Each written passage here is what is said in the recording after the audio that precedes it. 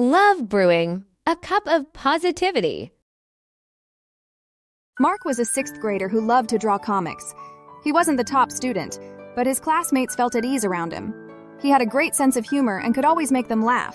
As a final project before graduation, the school was holding an annual class fundraiser. Each class had to set up its own booth, and the profits would be donated to a local charity. When the teacher, Mr. Harrison, announced the fundraiser, the class president, Lily, immediately suggested they divide the work into groups. But no one wanted to be the main leader. They'd heard the job was a lot of work, requiring tons of coordination with groups, and a lot of check-ins with the teacher and parents. The classroom went silent. You could have heard a pin drop.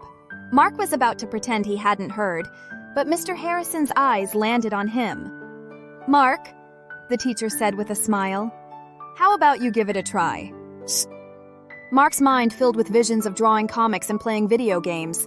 He hesitated, but he knew if no one stepped up, their class might not even participate. With a deep breath, he reluctantly agreed. The next few days, Mark realized just how much responsibility he'd taken on. First, there was the product. Some students wanted to sell baked goods, others wanted to sell handmade jewelry. They argued like they were in a marketplace, with no one willing to compromise. Mark handled the problem by having everyone vote, and they decided to do both. He then divided the class into two teams. But the problems didn't stop there. The baking team's first batch of cookies got completely burned, and the jewelry team complained that their designs looked terrible. They wanted to give up. Instead of blaming anyone, Mark went to the baking team and helped them find a new recipe and watch online tutorials. For the jewelry team, he encouraged them to look at each other's work to find the good in it. That night, he even made 3 simple beaded bracelets himself and brought them to school the next day as a reference. Then there was the marketing. The student in charge of posters was too busy with after-school tutoring and hadn't started.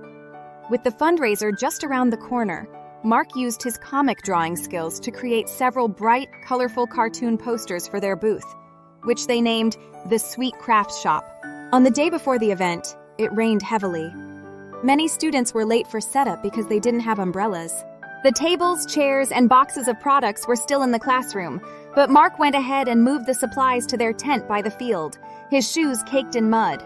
By the time his classmates arrived, on the day of the fundraiser, the booth was packed.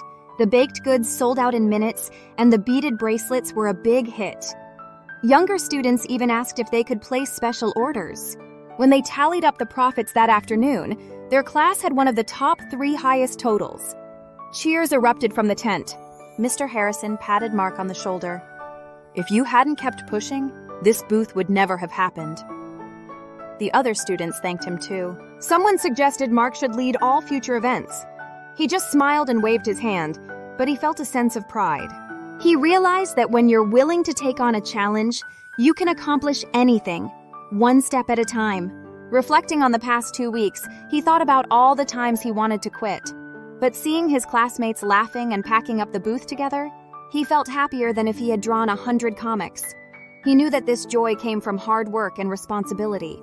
Sunlight through raindrops and a new rainbow appearing in the sky.